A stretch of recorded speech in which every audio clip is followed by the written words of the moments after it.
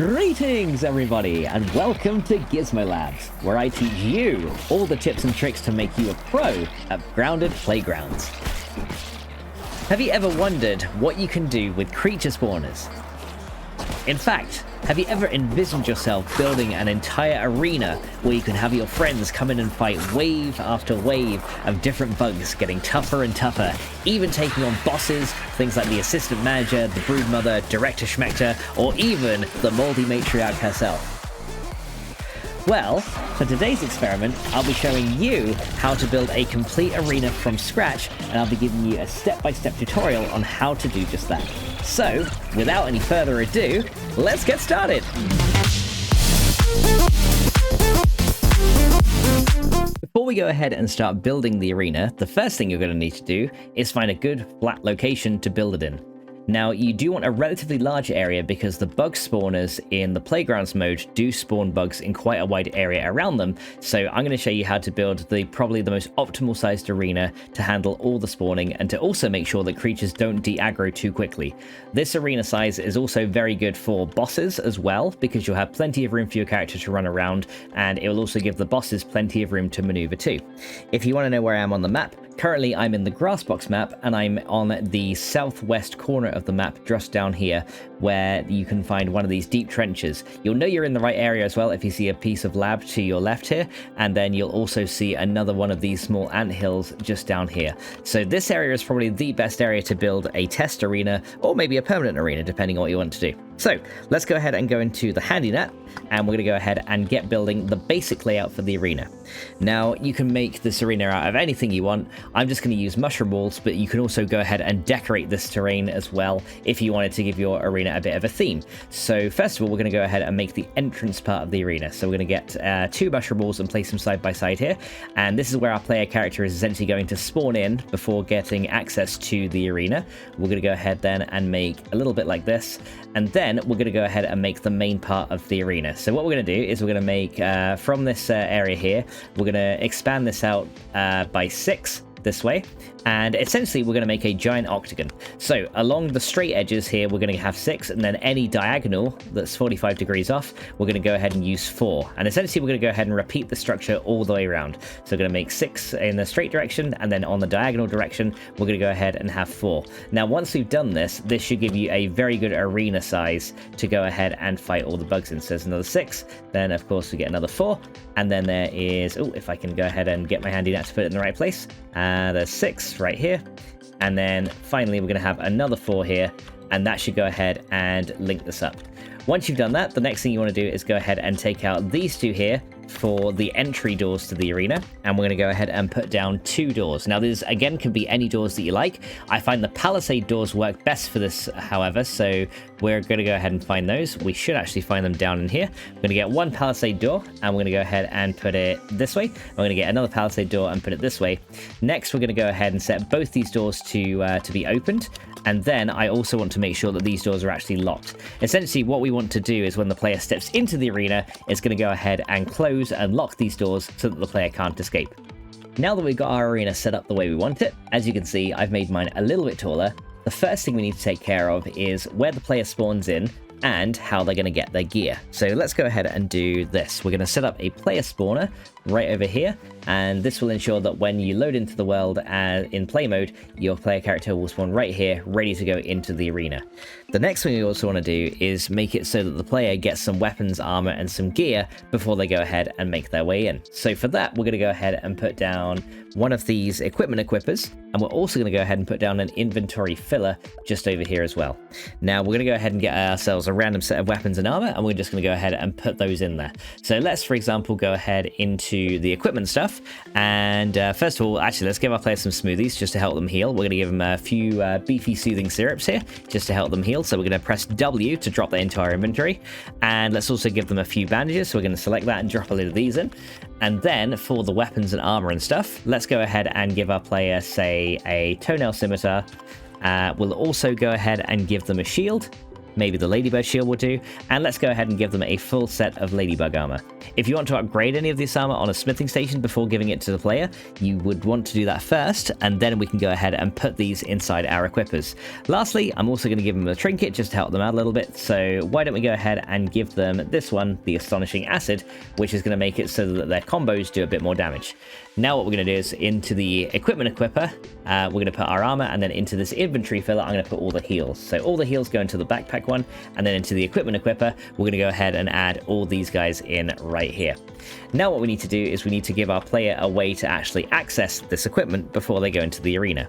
So the first thing we want to do is maybe put down a button that the player has to press in order to get it. So let's go to our gadgets and gizmos, and we're going to go ahead and put down, I'd say just a button will do, and we can go ahead and rotate this. So if we press R, we can enter different rotations, and we're going to press Z to have this thing free floating, and we're going to put a button kind of right over here. So let's go ahead and rotate this a little bit this way, and we're going to drop it right there. So when the player presses this button, we want to go ahead and equip this equipment as well. So let's go ahead and do that. So the first thing we're going to do is we're going to go into this area, and into this one, and these links will say on button pressed, we're going to grant this items, and on button pressed for this one, it's going to go ahead and grant the equipment. So now if we go into play mode, just so we can test this out, we should be able to come over here, press this button, and there we go. As you can see, I got my ladybug armor, I got my ladybug shield, and I've also got my toenail scimitar. My heals and everything else have all been put into my inventory as well, so we can go ahead and get ready for our fight.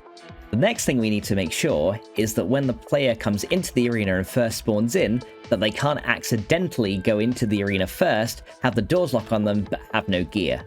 In order to do that, we can go ahead and use one of these blocking volumes to keep the player from entering the arena too early. So what we're going to do is we're going to go ahead and get one of these, and I'm going to kind of put it down sort of between these doors right here. Then we're going to go ahead and increase the size of this a little bit. So we're going to increase the X size to 2, or in this case I need to increase the Y size because I've got it in a different orientation. It could be X or Y for you depending on the rotation. And then we're going to go and increase the Z size to 3, which is about the height of the door. So essentially this is going to ensure that the player won't be able to walk through. So if we go ahead and do this now, you'll see that I spawn in here, I can't go ahead and go through these doors, but now we need to make it so that after I push the button, I'll be able to go through. So all we need to do now is go ahead and come over here. We're going to go ahead and map this button to this equipment equipper and the inventory giver, and then we can also go ahead and put it into this blocking volume as well. Now with this link right here, it seems that in this patch the links are a bit harder to do. We're going to go ahead and deactivate this blocking volume. So now what we should find is when we first spawn in, we have no equipment and we can't walk through here. But now when I go ahead and press this button, I now get my equipment and I can freely go ahead and walk through the doors. Excellent. So that's the first bit all set up and ready to go. Now that we've got our starter area pretty much set up the way we need it, the next thing we want to do is to make sure that once the player walks into the arena, the doors are going to go ahead and close and then lock behind the player so that they can't get out and escape from the bugs that they're fighting. In order to do that, the best thing to use is going to be one of these, the trigger volume. We're going to go ahead and put the trigger volume down right here, and we're going to go ahead and link it to both of these doors. So we're going to link it to the left one, and we're going to go ahead and link it to the right one. Now, sometimes the arrows might appear a little bit short. In order to lengthen them, just move the trigger volume away a little bit and make sure they're pointing towards the doors. Now, remember, these doors are actually set to locked, so the doors can't actually be opened or closed at this point. So what we want to do is when the player goes over this trigger volume, we're going to go ahead first of all and unlock the door. Then we're going to go ahead and close the door. And then after the door is closed, we're going to go ahead and then lock the door so that we can ensure that the door will stay closed and the player can't open it manually. We're going to do exactly the same for the other one. So the first thing we want to do is unlock the door so it can be moved. Then we're going to close the door, and then we're going to go ahead and lock the door again behind the player. Once we've got all that set up, we're going to go ahead and move our trigger volume a little bit away from the door in the middle here. And then all we need to do is adjust the size of it so that it stretches all the way across the arena. So I'm going to make my, for me, it's my Y. It may be your X depending on the rotation, but my Y needs to go to as high as possible to stretch all the way across. And then we're going to increase our Z size to 3 so that the player can't jump over this thing. Now, what we should find is if I go over here, we're going to go ahead and walk into here. Can't get anything yet because I don't have my equipment, so we're going to go ahead and grab this. Then we're going to walk through here, and then we should find that when I step through this trigger volume, the door goes ahead and closes and locks. And as you can see, I can't interact with these doors and escape. The next thing we need to do is consider what's going to happen if the player dies during their arena fights. For example, If I walk through here and the doors have closed and locked, and then my player character dies and then respawns over here, the current problem that we have is this blocking volume won't be there anymore. However, both of these doors are actually going to be closed and locked. So what we need to do is give ourselves a way to go ahead and open those doors. This button does seem like a good idea, so we're going to go ahead and actually map this button to these doors as well. And with this button, we can essentially go ahead and set it so that the button can then go ahead and unlock the doors and open them again. So we're going to go ahead and get each of our links here from our button, and we're going to go ahead and say that when the button is pressed, it deactivates the blocking volume as it did before, but we're also going to go ahead and unlock the door. Then we're going to go ahead and open the door, and then we're going to go ahead and lock the doors. So now, if we go ahead and do this next one over here, the links are a little bit hard to get because they're sort of close together. We're going to go ahead and unlock the door. We're going to open it, and then we're going to go ahead and lock the door again. So here we go. Let's go ahead now and go back into play mode. We can't get through here yet because of the blocking volume, but we can go ahead and press this button, and there we go. We've got our equipment, and now we're going to run through here. The doors will close. Now, if our player character dies, we can just use the give up option to simulate that. We're going to go ahead and respawn back over here. And as you can see, we've still got our equipment, but these doors are now locked. So I'm going to have to go and press this button again. And there we go. The doors have opened. And now we can go back into the arena and start our fight. However, did you notice a slight problem? We actually got some extra equipment that we didn't actually want to get the second time around. So in order to combat that, we can go ahead and set up a little bit of logic over by this button to make sure that it only grants the equipment one time to the player. Now, in order to do that, we're actually going to remove these two links, and we're going to go ahead and set up a counter with condition right over here. Now, don't be scared by this. This is actually very, very simple.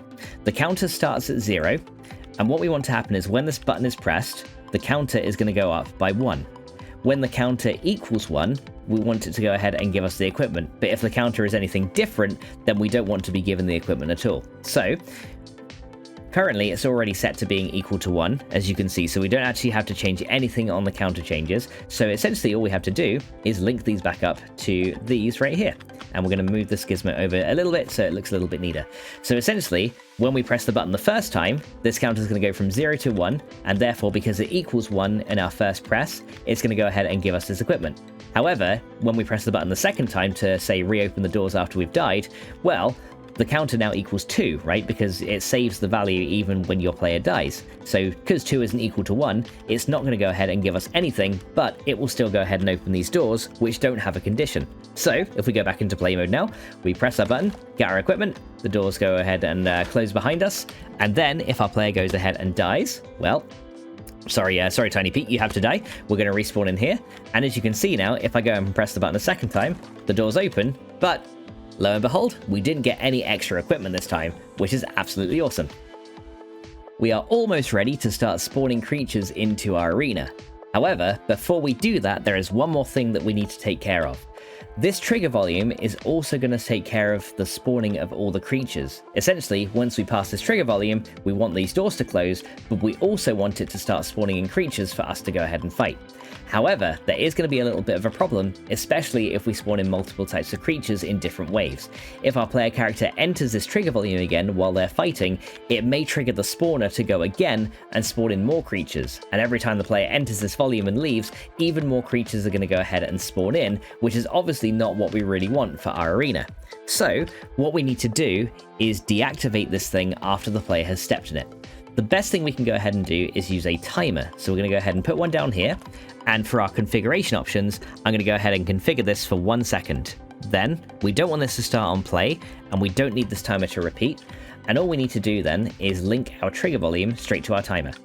Now with the trigger volume, when we begin the overlap, it's going to start the timer, and then when the player ends the overlap, nothing's going to happen, which is exactly what we want. Finally, we're going to go ahead and link the timer straight back into this trigger volume. And then we can go ahead and set it so that once the time has elapsed, so essentially after 1 second has passed, this thing is going to go ahead and deactivate. Therefore, once the player has stepped through and into the arena, then they don't have to worry about having to step into this region again, spawning extra stuff, which is really good. Now, the other issue is that when the player respawns here after a death, well, this trigger volume is no longer going to be here because it got deactivated by the timer.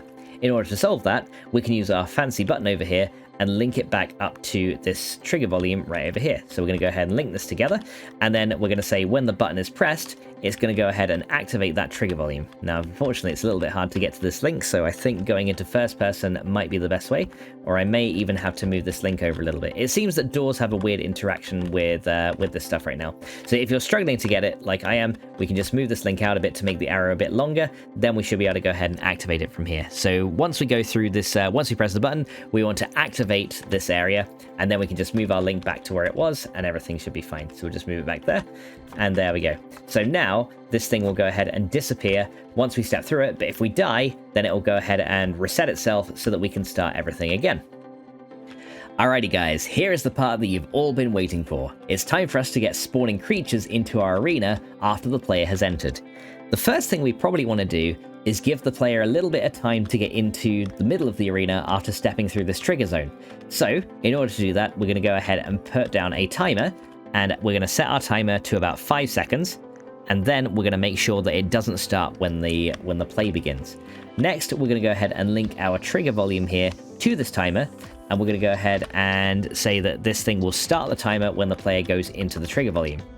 Next up, we're going to go ahead and send a signal out from this timer so that we don't have to use a long arrow to get to our spawners that are going to be in the middle of the arena. So, first of all, let's go ahead and get a transmitter, and for me, it's going to be on channel 1. However, if you've already got something on channel 1, then you're going to go ahead and change it to a different number so that you don't get cross signals. We're going to go ahead and send the transmitter to channel 1, and we're going to go ahead and put it here.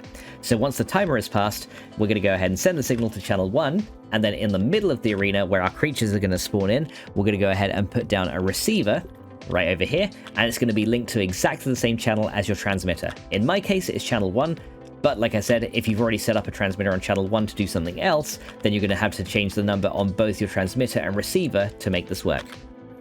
Next up, we can go ahead and finally spawn in our first creature. So let's go ahead and make our way over here, and we're going to put down one of these creature spawners. Now, it's important that the creature spawner is as close to the middle of the arena as you can get it, because the creatures do spawn in a radius around the spawner. So you do want this somewhat in the middle. It doesn't have to be exact, but as long as it's somewhat in the middle, that should be fine. So I think we're going to go and put it right over here. We're going to go ahead then and link our receiver right here to the creature spawner right here. Once we got this done, then we can go ahead and select the kind of creature that we want to spawn in for our first round. So for example, let's just say for our first round, we want to spawn in a load of lawn mites. That sounds like a plan. Let's go ahead and spawn in 5 lawn mites right here, and then in round 1, when we step through here, we'll get 5 lawn mites. Let's go ahead and test this out. We're going to go into here. Let's go ahead and enter play mode. We're going to go press the button to get our gear. We can now go through, and then the doors are going to close. And 5 seconds later, what we should find is that some lawn mites are going to go ahead and spawn in. And here they are. So the lawn mites have now spawned. We can go ahead and kill these. And there we go. So far, we only have 1 wave of creatures spawning in. But how will we handle a second wave of creatures after we've killed all of the first ones? In order to do that, we can go ahead and use another timer. So we're going to go ahead and put a timer down right here. And actually, I'm going to go put it over this side so it's a little bit more clear. So we can say, you know, from channel 1, the first wave begins, and then from every timer on this side, it's going to start up a new wave. Then we can go ahead and link our creature spawner directly into this timer right over here. And this time, we're going to say that once all the creatures have been killed, we're going to go ahead and start this timer. On my timer again, I'm going to give the players a 5-second wait time before the next wave goes ahead and gets started. And of course, we don't want this to start on play, because otherwise, well, then bad things are going to happen and the creatures are going to spawn in before the player even gets to the arena. Then all we need to do is go ahead and put down another creature spawner and make it spawn something else. So let's go ahead and do that. We're going to grab one of these and we're going to place this guy right down over here. Then we're going to go ahead and put this timer into this creature spawner to say once these 5 seconds are over, the next wave of creatures is going to go ahead and spawn in. For round 2, I think we'll go ahead and maybe give ourselves a couple of Ruz Teas. Let's just say we get 2 Ruz Teas spawning in at round 2.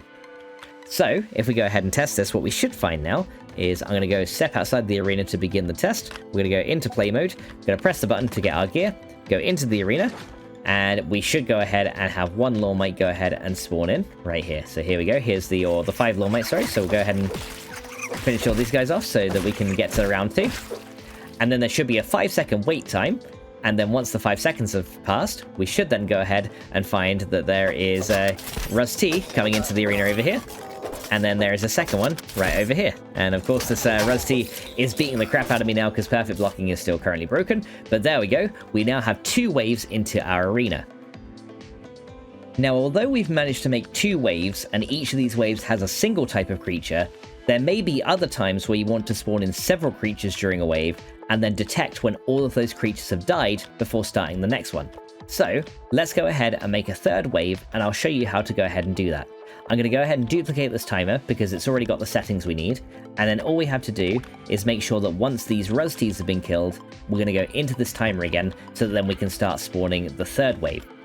This time we're going to put down 3 spawners, and we're going to spawn in 3 different types of creature into the yard. So this time we're going to go ahead and put down 3 all together like this. So we're going to put 1, 2, and 3, and this time, this wave, I want to spawn in a couple of different things. So let's say we're going to spawn in some spiderlings. Let's spawn in 2 spiderlings. We're also going to spawn in an Orb Weaver Junior. So we're going to go and put one of these guys in. And we also want to spawn in a regular Orb Weaver for the next wave. So here we go.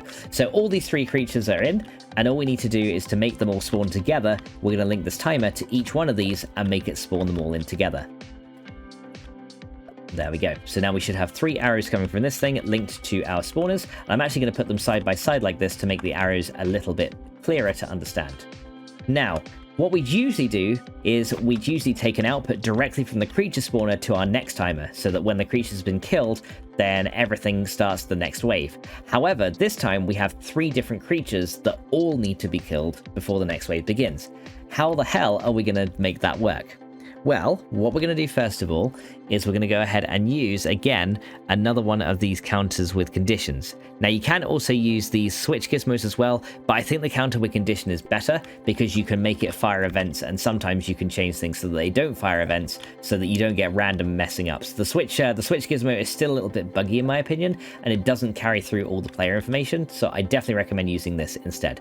For each one of our creature spawners, we're going to go ahead and set up one counter with condition, and then we're going to make it so that when the creatures are killed, so when we've killed all of our spiderlings, it's going to increment the counter by 1. You can do that just by setting a link up directly from your creature spawner to your counter, and everything should be set up automatically for you. So we're going to go ahead and do that one, and that one. So we're going to link all these 3 up. Next, we're going to go ahead and use the switch gate, which is this one, the one that looks like a brain, and we're going to go ahead and put it after all of these things here. So after all these gizmos are done, we're going to go ahead and put this one right here. We're going to go ahead and change any to all, and then we're going to link each of our counters with conditions into this switch gate. So we're going to go ahead and link up all of these and link them all together right here. Now, what this is going to do is it's only going to fire a signal to start the next wave once all of these counters are equal to 1. So essentially meaning that this creature's killed, this creature's killed, and this creature's killed. And then it will go ahead and send off the signal to the next wave. So what we're going to do is we're going to go ahead and get an output right here. And I'm going to go ahead and move this right over here. So we're going to get our timer, move it over. And then just as a test, I'm going to get another Ruz T spawner, and we're going to put this over like this. So we're going to move this Ruz T spawner over here. And then once we get an output from this that says true, we're going to go ahead and link to this timer over here. We're going to make it start the timer, and then this will go ahead and spawn in some more Ruz Ts. Now, in order to save a little bit of time, I'm also going to turn these Lawn Mates and Ruz T spawners down to 1 to make the test go quicker, but then we can go ahead and set them back after we finish testing. So let's go ahead and make our way out of here. We're going to go ahead and enter play mode, press this button, come into the arena, the doors will close, and then 5 seconds later, we should go ahead and get ourselves a Lawn Mate. So here it is. So now we've set it down, there's just going to be 1. That first wave is done. So let's go ahead and make the next wave spawn, which is going to be a Ruz T. So that should spawn in somewhere around here. There it is over there. So we're just going to go ahead and finish this guy off. And then we should go ahead and get 3 creatures all spawning in together for wave 3. Right, here we go. So we're going to go ahead and try and kill these guys off quickly. So we got 2 spiderlings. We're going to block that guy. We're going to go ahead and take all these guys out. So there's that guy. Then we're going to take this guy out. So try and just get him quickly. And now we just got to take out the Orb Weaver as well. And once we take out the Orb Weaver, what we should find is that 2 Ruz Ts are going to then spawn in straight afterwards. There we go, so the Orb Weaver's down, and now we should find that that test spawner of 2 Ruzties is going to activate now, and as you can see, we now go ahead and get 2 Ruzties right here. So let's go ahead and finish these guys off. And there we go! As you can see now, we've set up a different type of spawner that allows you to summon in multiple types of creatures together. And the best part is, you can do this for as many different types of creatures as you want. For example, if I wanted to increase the amount of creatures that spawned in a wave, say if I wanted to have 4 different types of creatures spawning, all I would do would be to add my 4th spawner, add a 4th counter win condition equal to 1, and then just link it to this all gate, and then you'd be able to go ahead and do that to the next wave. For the final spawning in example, I want to go and take you through how you would spawn in a boss creature, and then every few seconds spawn in some additional creatures to aid the boss. Now this is probably the most complicated of all the setups, but if you watch closely and bear with me, you will see that it's actually not too bad once you understand the logic behind it. I've gone ahead and removed that Rusty spawner that we had because that was just a placeholder to test that this last thing over here worked.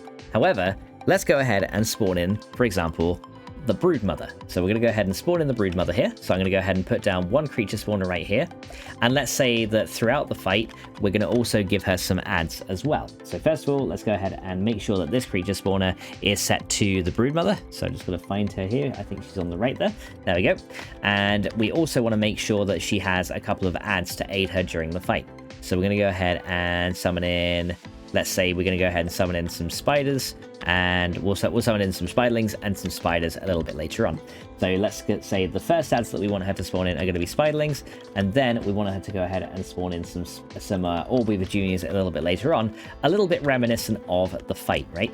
So what we're going to do is, first of all, we're going to go ahead and link up our timer directly to the Broodmother right there. So this is going to go ahead, and once the timer has elapsed, it's going to go ahead and spawn in the Broodmother straight away.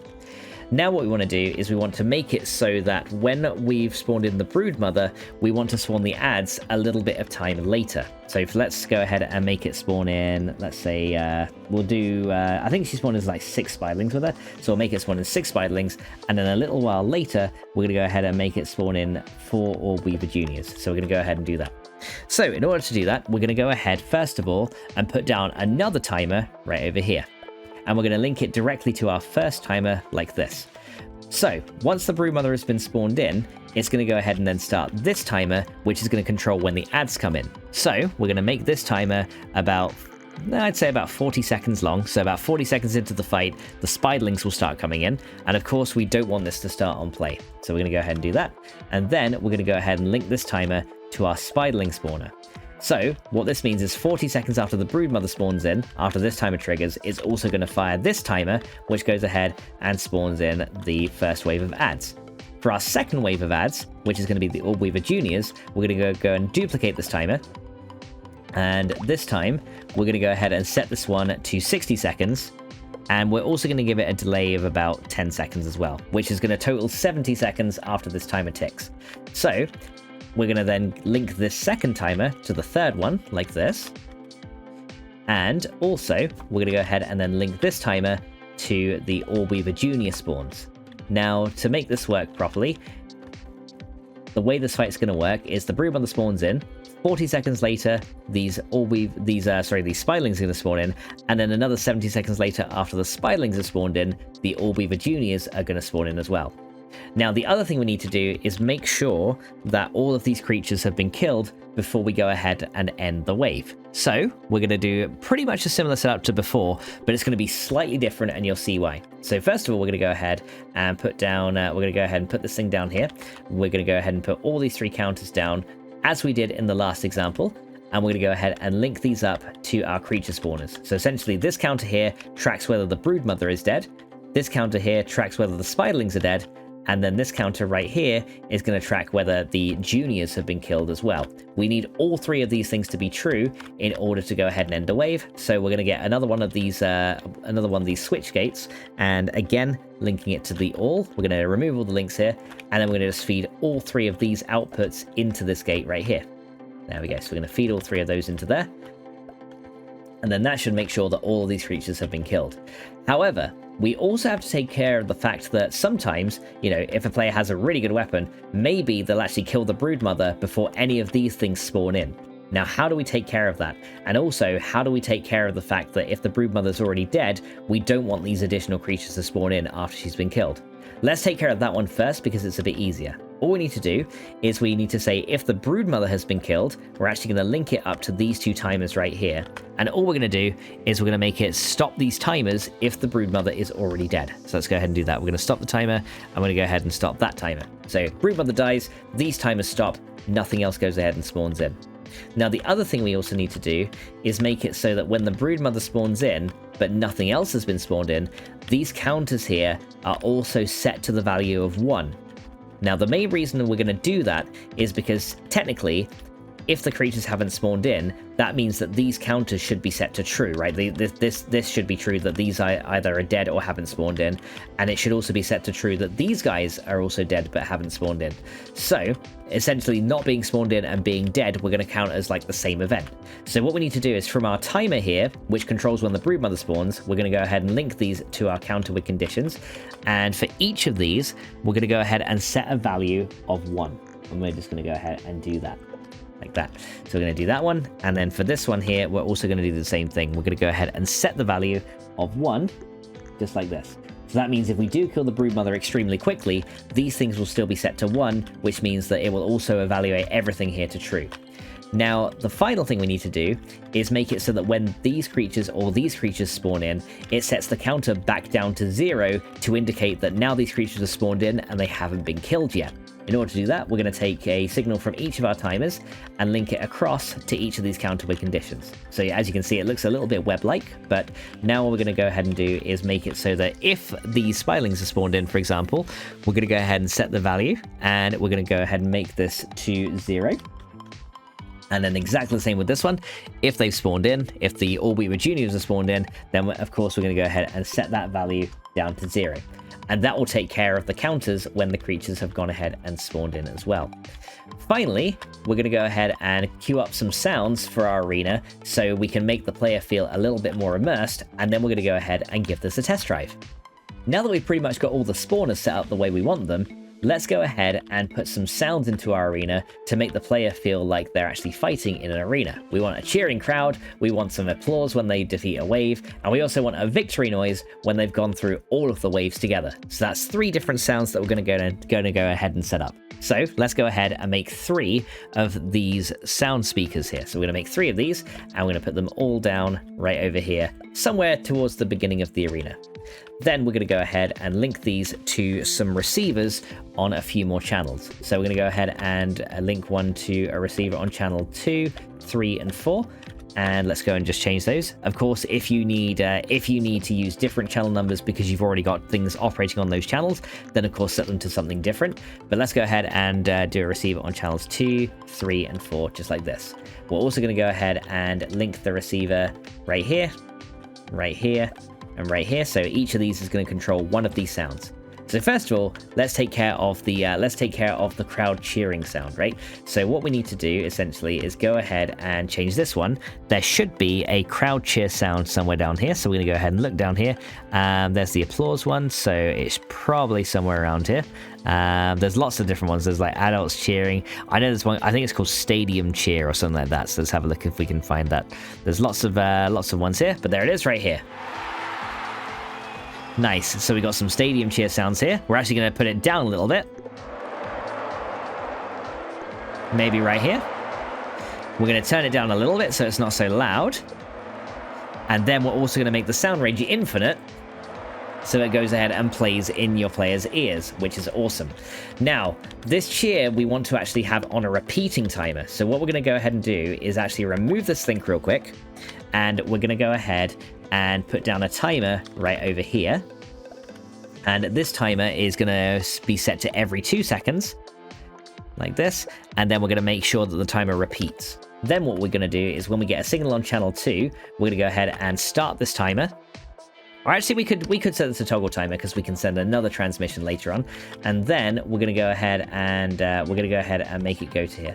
Actually, no, let's set this a start timer, because then we get some more precision later on. So once we receive a signal here, we start the timer. When the timer starts and it elapses, we then go ahead and essentially and play a crowd sound.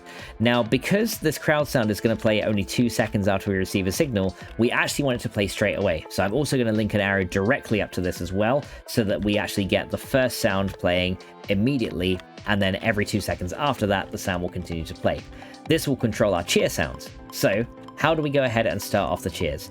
I think the best thing we can probably do is go ahead and put the transmitter for channel 2 next to our button. So essentially when the button is pressed, that means the player is ready and the crowd will start cheering. So let's go ahead and link this button up here, and then we're going to then send this to channel 2. So here we go, put this over on channel 2, and then we're ready to go. So if we test this out now, we're going to go over here. If I press this button now, as you can hear, the crowd is starting to cheer. We come in the arena, and immediately we feel a little bit more immersed. Next up, let's go ahead and have a look at the next sound. What I want to happen is after a creature has been killed, I want to go ahead and make an applause sound. So this time we don't need to set up a timer or anything, but we do want the crowd to, clap and be like, congratulations, you passed a wave. So what we're going to do is we're going to set this up to some applause right here. And of course, set the range to infinite. And I think this time we can leave the volume the same. So channel 3 essentially indicates when every creature has been killed in a wave. Now let's go ahead and set the transmitter for each one. Now remember, you can set up several transmitters to link to one receiver, or you can set it many to many. It's up to you. But I think to keep our setup a little bit neater, we're going to set up several transmitters here to make sure that things don't become too webby. So for each of these transmitters, I'm going to put them on channel 3 right here. And we're going to go ahead and make one of these for each wave in our fight. Our fight has 4 waves, so we're going to make one at the end of each wave like this. All right, so now what we need to do is for these first 2, because there was only 1 creature in the wave, we want to make it so that when the creatures have been killed, then the crowd is going to cheer. So we're just going to go ahead and link it to that one and link it to that one. Next up, for these other waves that spawn multiple creatures, we're going to make sure these guys all get linked up from the switch gate instead. Because remember, the switch gate determines when the wave is over and then determines when to start the next wave. So we're going to go ahead and use both of these switch gates, and we're going to go ahead and link this up like that. And that means that when we've killed the creatures in each of these waves, it's going to send the thing down to channel 3, and then over here by our sound system, over on channel 3 here, it's going to go ahead and then play the applause sound. Finally, what I want to happen is when we go ahead and finish the last wave, I want a victory sound. So we're going to go ahead and make another sound thing here for our third one. And there's actually a really good arcade stinger that is like a good kind of victory music. So I quite like that one, and we're going to turn it up a little bit. There we go, and that means we've won. And then we're going to go ahead and put this range to infinite as well. There we go. So now the range is infinite, and that means that when the player has done the last round, this sound is going to play. Now, of course, this is set to channel 4, so we're going to go ahead and at the end of the last wave, we're going to go ahead and make another one of these things, so another transmitter, and this time we're going to go ahead and put it on channel number 4. So let's go ahead and do that, and we're going to go ahead and link this one up to channel 4 here. And we're going to go ahead and say that this thing is just going to activate and then set that to channel 4. There you go. So once we've gone ahead and done the last round, then channel 4's music is going to go ahead and play. Now, I'm not going to test out the whole thing just yet, but I will show you the first round just so you can see what happens. So we're going to go ahead and set these. I also need to reset my spawners, don't I? So we're going to go ahead and set these first one back to 5. And then we're going to set the second one to 2. There we go. Right, let's go ahead and see at least the first round to see how this all works. So now we're going to go ahead and enter play mode. I'm going to go ahead and press this button, and then we're going to walk in. And then we should have the lawn mates start to spawn in, and here we go. So first of all, we'll have the 5 lawn mates. We'll go ahead and get rid of these guys. There you go, and as you can hear, a clap sound played, and then next up we should get our 2 Ruz-Ts spawning in next. So, and as you can see, once we killed the Ruz-Ts, another clapping sound plays. The last thing we need to do for our arena is decide what happens when the player dies. If the player dies, do we want to go ahead and completely reset the arena so that the player has to go back in on round 1, or do we want to leave the creatures there and just have the player come back into the arena and fight? If we want the creatures just to be left there and not have to start the whole wave again, all you need to do is this big long arrow that's linking from this button to this trigger volume to activate it. All you need to do is simply remove that arrow and everything will work as you want it to. However, we're going to make a system that will reset the entire arena if the player has already died and they have to start from the very beginning. How are we going to go ahead and do that? Well, what we're going to do is we're going to go ahead and use another one of these transmitters right here, and we're going to go ahead and put this next to our button. So we're actually going to use two transmitters here. So I'm going to kind of just put this kind of here so it's a bit neat, and we're going to go ahead here and link this button up to this transmitter. Because remember, the button is what reopens the doors, so this is the perfect spot to go ahead and set up this signal. We're going to go ahead and make the button activate the transmitter, and then we're going to go ahead and put this onto channel number 5. Now, in order to do a full arena reset, essentially what we need to do is make sure that all of these creatures have despawned, and we've also got to make sure that any timers and any counters that have been running also get reset as well. So let's go ahead and put this down here. So we're going to go ahead and get our receiver that's on channel 5, and essentially we're going to link it up to every one of these creature spawners and have it despawn those creatures. I'm going to set up several of these just to keep it neat. So I think for these for each round of creatures, I'm just going to link up a receiver kind of like off to the side here on channel 5, and we're going to do that. So each of these on channel 5, we're going to go ahead and link it here, and then we're going to go ahead and just copy this receiver for each wave. Now for this third wave, of course, these creatures all spawn in together, so I'm going to have one receiver here. And then for this last wave, I'm probably going to have it down here away from all these arrows as well, just so we can keep it a little bit separate. So all we need to do essentially is for the first two waves, we need to make sure that the creatures despawn. So we're going to take an output from our receiver and make it go ahead and despawn the creatures. And we're going to do the same for that one as well. So take an output from the receiver and have it despawn that creature. Now for this next wave that has both creatures and a counter with condition, we essentially want to make sure that all these counters have been reset to the value 0, right? Because otherwise, things are going to go wrong. Because say if I've killed one of these creatures in the wave before, it's going to go ahead and make it essentially so that, well, we come back in, but this counter might register that we've already killed something. And then if we kill something else and make this thing fire, it may start a round early, which we don't want to happen. So essentially all we have to do here is go ahead and link these up to the creature spawners like before. I'm actually going to move this a little bit further out so the arrows are easy to see, and then we'll put it back in a little bit. So we're going to move this out here, and then essentially we're just going to set this to despawn creatures like before. So let's go ahead and do that. Despawn creatures for each one of these.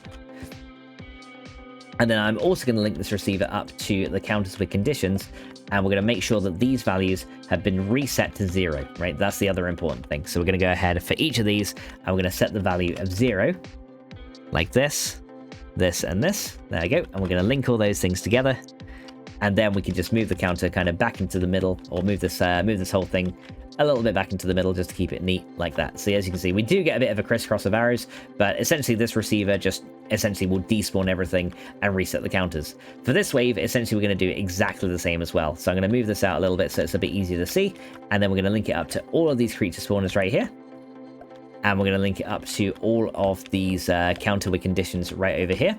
And then we just need to go ahead and configure each of these arrows in turn. So these, for the ones on the left side, we despawn all the creatures. There we go. So there's 2, and there's the last one right here. So we despawn all of these guys.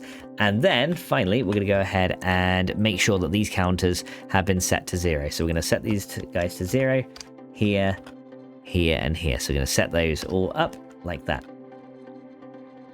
Now, the other thing that we need to do is we also need to make sure that for the Broodmother fight that we set up, that these timers also get stopped so that things don't accidentally spawn in. For example, if we've died and come back into the arena and this timer is still running, there's going to start summoning in Spiderlings and then Allbeaver Juniors into the fight, and obviously we don't want that to happen, right? So in order to stop that, we're going to go ahead and put down one more of these receivers on channel 5, and then we're simply going to tell it to stop those other 2 timers.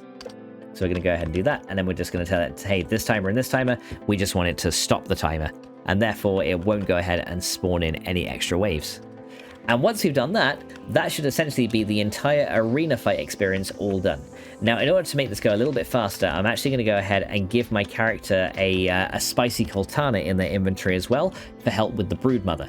So let's go ahead and do that. So what we're going to do is we're going to go ahead and get a spicy Coltana right here because, you know, it's a good weapon. And I'm going to go ahead and put this into the into one of those inventory givers as well. So we just need, oh, I need to put that in my inventory. So we press W for that. And then we're going to go ahead and put it inside there as well. This will just make sure that I have another weapon to take stuff out a little bit quicker because, you know, the Broodmother's weak to the spicy Coltana, and we want to run this test rather quickly for, you know, the length of the video purposes. So guys, what we're going to do is I'm going to go ahead and cut to the arena fight, and I will show you the whole thing in action so you can see how it all works in the end.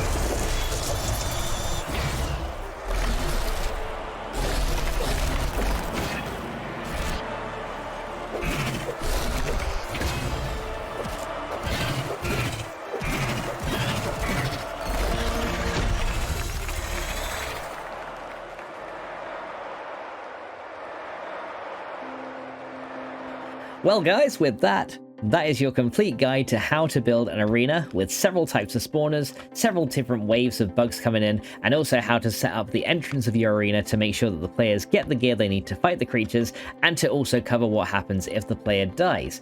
I hope you guys enjoyed this one, and if you do want any other videos based on Grounded Playgrounds for the Gizmo Lab series, please go ahead and let me know in the comments. I also stream live on both YouTube and Twitch, and we're actually working on making a lot of arenas of our own as well. So if you do have any other questions about how to make some arenas, please feel free to pop in anytime and ask me how it's done, and I'll be happy to show you more details on certain things if you need them. But with that guys, that's everything I have to cover in this video. I hope you guys enjoyed this one, and I hope this inspires you to create some really cool arenas of your own. But guys, that's all from me. Thank you